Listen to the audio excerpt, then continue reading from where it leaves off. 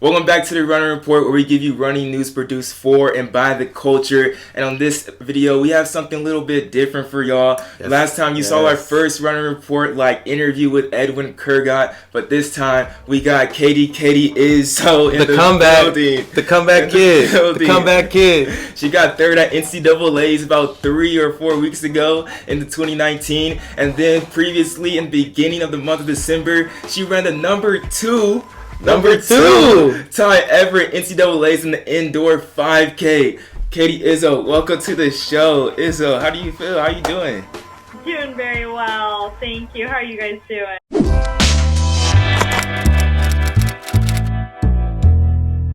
Good. Thank you for definitely coming on. This is our second interview ever, so we really do appreciate you just coming on. This is definitely a special moment for us, basically. Super stoked to have you, Kaite, and I'm excited that you get to share your story. I mean, I know Kaite from her Cal Poly slow days, and she just has an amazing story. Yeah. So I'm happy that people are gonna be able to kind of see where she came from, because I think it can inspire a lot of people out there. Yeah, definitely. But why don't we just start from the beginning, and what really just got you into running, Kaite? We know you grew up in Seal Beach. And you went to Los Al. What got you into running, and why did you? Yeah, what got you running? I mean, I grew up always loving to run, and I had mostly boy cousins, and I just loved to race them, and I would always do, Some of my brother's friends, I would even race them. When I was my brother was in 5th grade and I was in 3rd grade, and we would have little races just right after school in elementary school. And I would beat my brother's friends, and some of them would call me a road runner. And I always loved it, and I always was kind of a little speedy. So, when I got to when I lived in Arizona, when I moved there in 6th grade, I was on the track team, and I did track 6th through 8th grade, but I was a sprinter, and I was doing the 4x1 and mainly the 400 meter dash.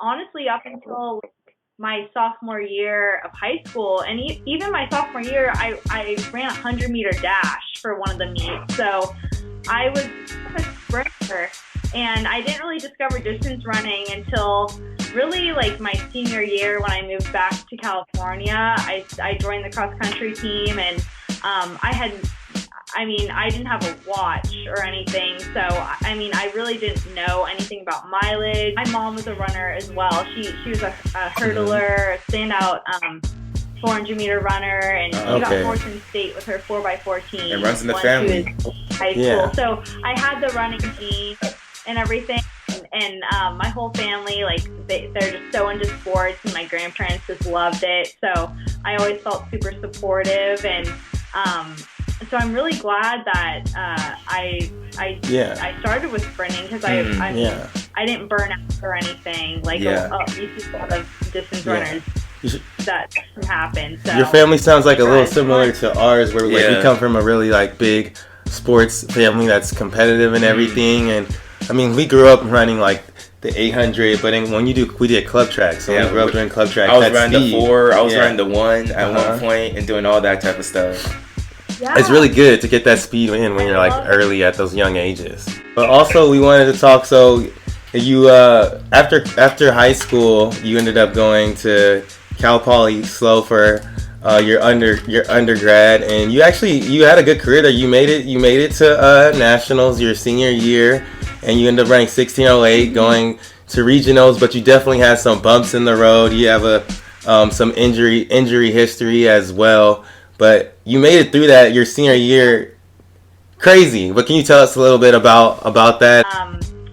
It wasn't until, I had never been injured before. I was never injured in high school, and so my sophomore year, the very last race of the season, regionals, is where I ended up breaking my tibia and fibula during the regionals race, and it, I always tell people it snapped like a twig, like a twig. That noise that you imagine, just like that snap, and I went like a down. Kit Kat. and my leg was literally Like a Kit Kat. Wow. And it was that's crazy, insane. like just insane. And I had a week later, I had surgery where they put a titanium rod inside my tibia bone, and I have 2 screws in there. And a lot of people would ask me if I'd ever return to running, but I always knew that I would. And like my life motto is, everything happens for a reason. And it was hard just being in the hospital and thinking, this is crazy. But like, I always had that feeling that I would come back like better, faster, stronger. I just kind of like an intuition thing. And so I knew I needed like time off, just needed my body and mind and everything to recover. So I took 7 months off completely. Like I didn't cross train. I didn't exercise. I just like focused on school for 7 months and just took time for myself. And that was a really pivotal moment in my running career where I loved it. I knew I loved it, but it all ended up working out because I had 2 years of eligibility left, and this grad program that I'm in right now for Arkansas was 2 years, and so it's really all just silver lining, and I ended up where I was, meant to be. Yeah. So it all worked. What really kept you I know you're talking about like your intuition thing to just come back to running. You knew that everything happened for a reason, but was there anything else that really kept you motivated during that time? Like, did you have like a support system, or was it just all just inner motivation? What was getting you through those hard times? Mm-hmm. Yeah, that was just my sophomore year when that happened. It was just like a really big, like, reflective time for me. And I think at the end of my sophomore year, that cross country season, I was just kind of burnt out. I wasn't loving running. I was just kind of going through the motions, and I was really tired of it. And after it was just like totally God sent. Like I needed that crazy injury to happen because I needed to just like really appreciate it, because it's honestly it's a gift to run every day. And after I had that taken away from me for so long, I realized like it is truly like such an amazing opportunity to be able to be healthy and to run every single day, because so many people aren't able to do that. And I needed that shift in perspective. And honestly, I really would say ever since I went through that crazy injury, I really have appreciated running every single day. And I hope I just like continue to do that, because that's really what it's all about. Yeah, I think that's very true. Like for me, I've been injured myself. Like I've been injured right now currently, and it is like such a time of like reflection. And I think when you're injured, like you learn so much about yourself. And like I think I like Kaite's story a lot, because one of my favorite quotes that I've heard before is the challenge in front of you is an indication of the power inside of you, because everything that happens for a reason, like you're saying. And she is a perfect example of that case. But with that too, after your injury, you graduated Cal Poly, you got 1608 regionals and everything, and you still had those 2 years left, and you visited a bunch of schools. What stood out about Arkansas to you? I always had that connection to Arkansas because Coach Harder, he was the coach of Cal Poly during a little bit in the 90s. So it was cool to have that little connection there. And I went on my official visit, and I mean, now it's coming up, on a year, and it was just like a magical thing. Like I as soon as I got here, I mean, I'd never been to the South, but I knew they had a history of just having amazing runners, and I just felt like I was at home. The girls were so kind and so welcoming, and it just checked every single one of my boxes. Like it had the perfect grad school program. I'm studying recreation sport management, and no other school had that degree, and it was just like exactly what I wanted to study, and like that's what I want to do with my career. So that was perfect. And then Coach Harder was just reminded me of my high school coach, Coach Jeff. Just like such, it's like a grandpa, like just so nice, so knowledgeable. Like he is just a legend in the NCAA.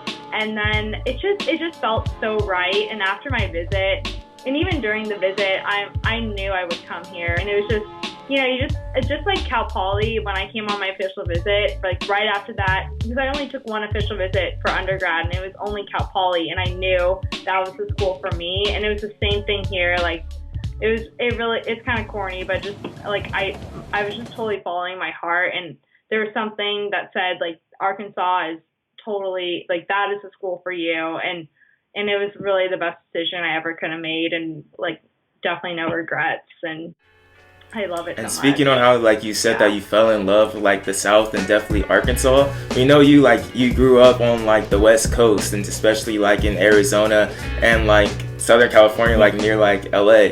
So like what was it like going down to the South? Because when I look at the South, it looks like a whole entire different world, to be honest. Like to me, it looks like a different world. Like how do people like live there? Even just looking like at football games like on TV, like it looks like it's like it's a whole other world. It's a whole entire different thing. So how is it from the South coming from a West Coast girl?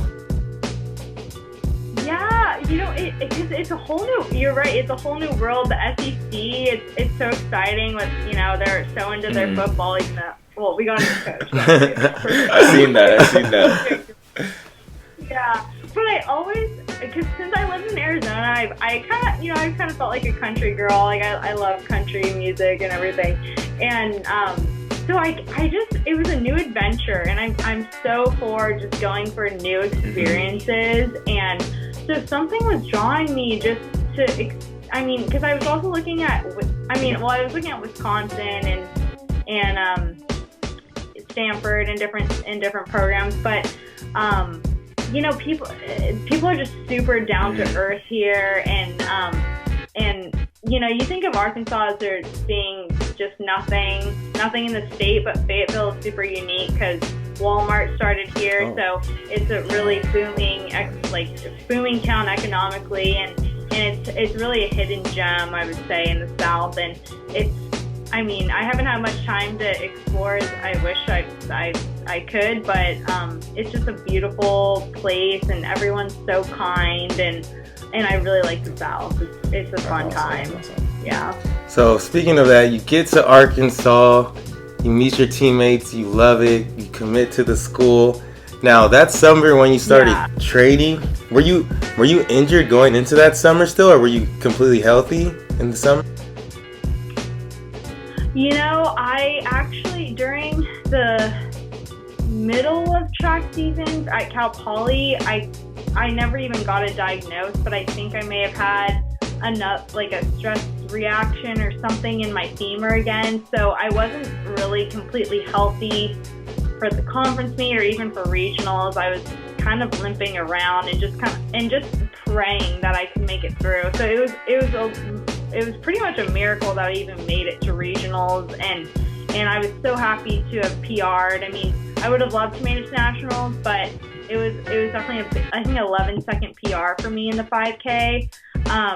So I took about 3 weeks off from running and just kind of let my body heal. And after those 3 weeks, I was pretty solid. I slowly increased my mileage and just took my time getting back into some base miles, and I was healthy. I went to Flagstaff for about 2 weeks with some of my new teammates, and that was really fun. And so I had the best summer of training that I ever had previously, and I think that really helped coming into cross country season because I had a base that I never had before.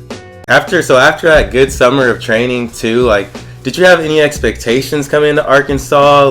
You ended up finishing third at cross nationals, but did you have any type of goals for the year in that cross country season?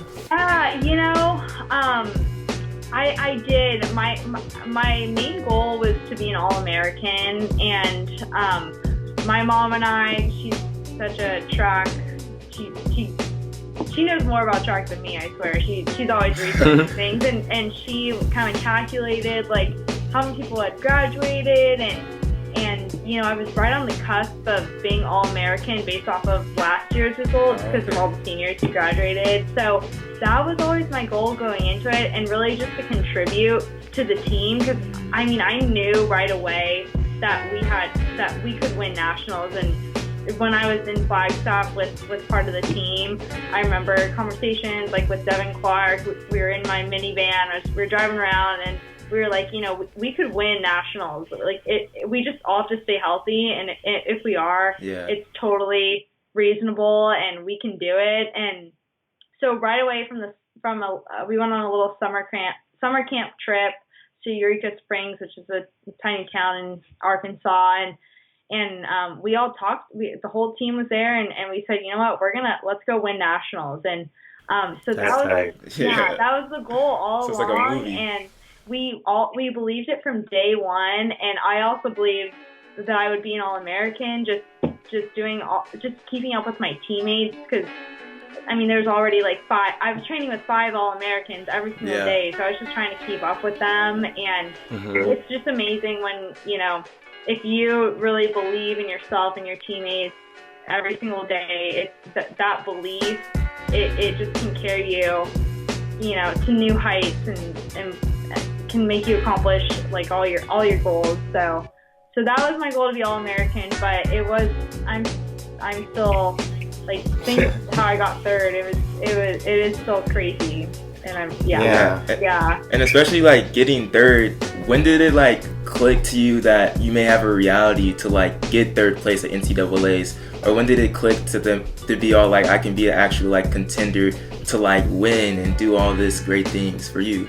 Yeah, you know, I'd say, I mean, every single race I kept on just reaffirming to myself that I could keep up with some of these girls that were, you know, had the contention of the title. So, I mean, being able to stay close to Taylor during workouts and keeping up with her, like, that was just really reassuring, because, I mean, she's just one of the most talented athletes I've ever met. So, I mean, I just kind of, every race, I just kind of thought to myself, this is just like practice. Like, let me just stay with Taylor.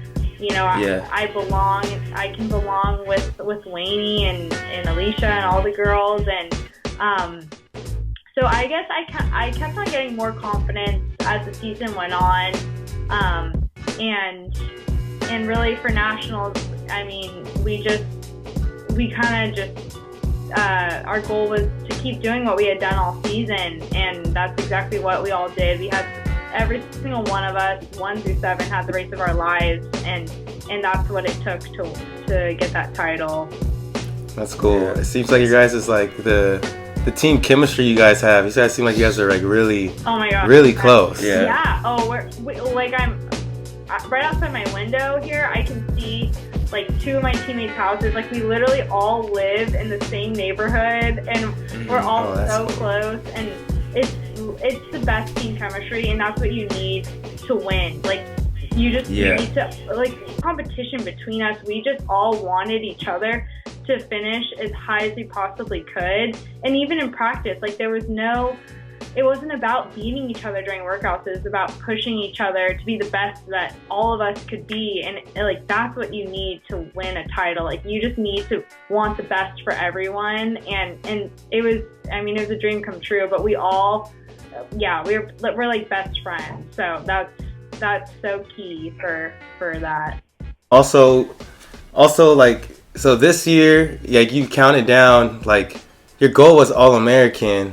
Last year was your first year ever making it to nationals with Cal Poly. When you got onto the line this year, how were you mentally approaching it differently than you were the year before? Yeah, I wasn't even super nervous, which is weird, but the year before, when I was with Miranda, and I was just happy to be there, so I didn't really. I didn't have the team behind me. Like, I felt like this season, obviously I had I was racing for more than myself. I was racing for my teammates. I was racing for that national title. And since I had so much more to race for. So it was last year was more. I was just grateful to be there. So I left that race thinking I could have done so much more.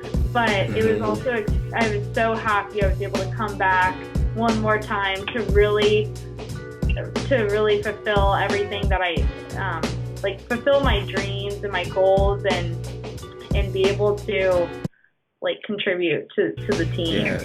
This year she came with a squad. She came with the army to come just beat some people up. That's what she did. Hit the chant real quick, Joshua. I don't know how to do all that. No, but it's super. Yeah, it's amazing. Like how much just having people that to train with can push you, and like everyone having that same mindset to honestly shoot for the stars, and you could surprise yourself and just. You were shooting for All-American.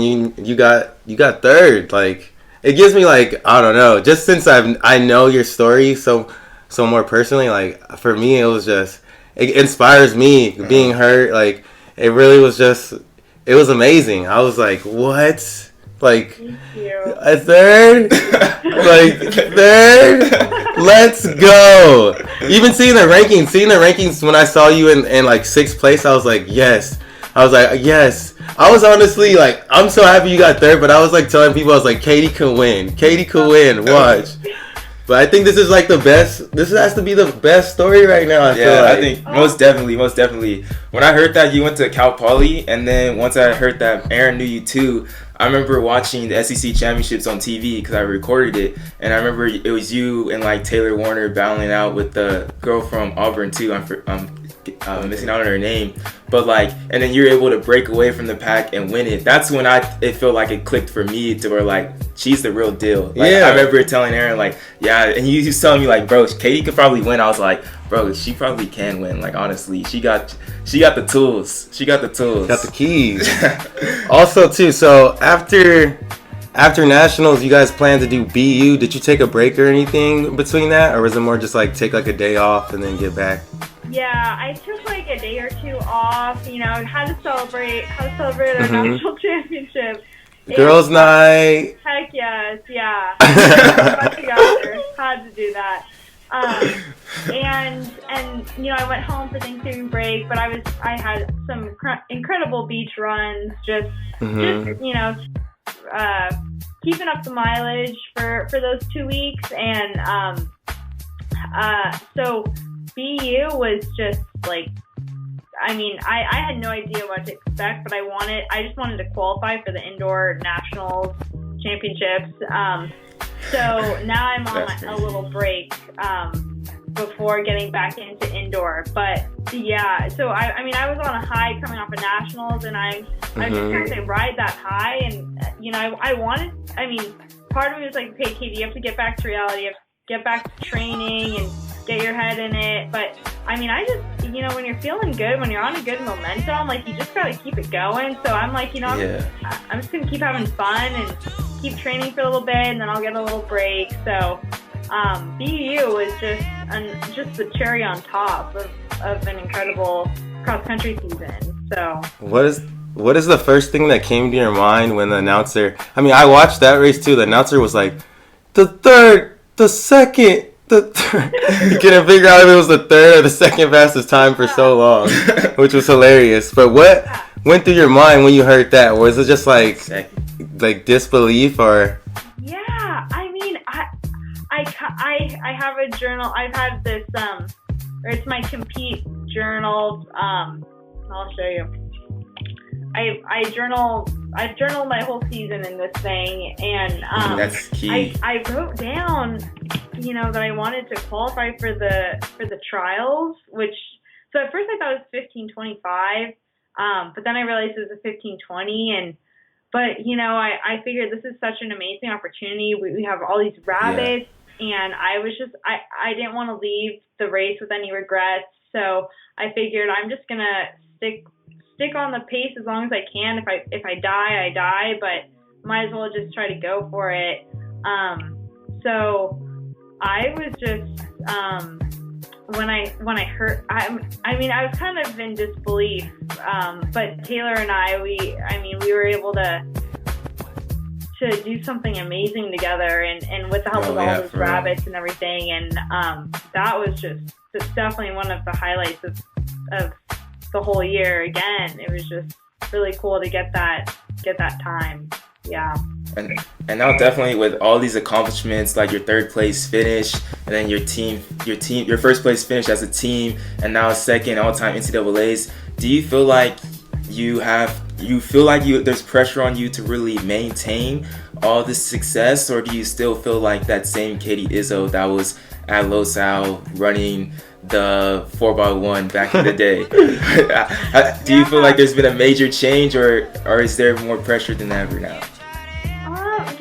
I don't really feel any pressure. I never really put pressure on myself that much. I mean, it was this whole season, cross-country season, was more about, the team, and I'm kind of I just really want to just be grateful for everything that's been given to me. It's just, this opportunity has been,